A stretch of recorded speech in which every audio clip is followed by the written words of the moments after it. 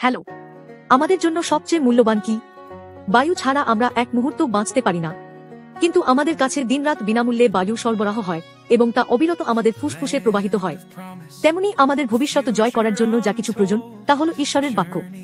ঈশ্বর যেহোশুয়াকে বলেছিলেন, এই ঈশ্বরের বাক্যটি দিনরাত তোমার মুখে উচ্চারণ করো এবং যা কিছু এতে লেখা আছে তা সতর্কতার সাথে পালন করো। তখন তুমি সমৃদ্ধ এবং সফল হবে।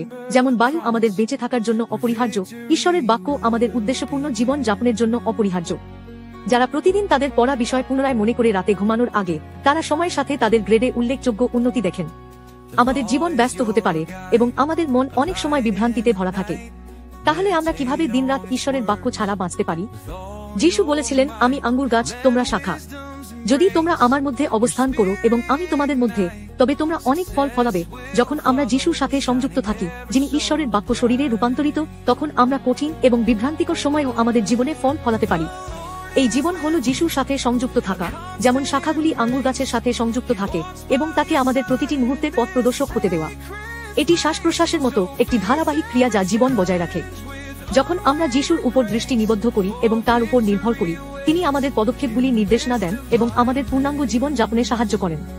এটি কেবল ধর্মের কথা নয়, এটি হল আমরা আমাদের চিন্তা এবং কথা কোথায় কেন্দ্রিত করি। যিশু আমাদের গভীর বাসনাগুলিকে ঈশ্বরের সাথে সংযুক্ত করেন এবং যখন ঈশ্বরের বাক্য আমাদের হৃদয়ে থাকে, তিনি আশ্চর্যজনক স্বপ্ন বাস্তবে পরিণত করতে পারেন।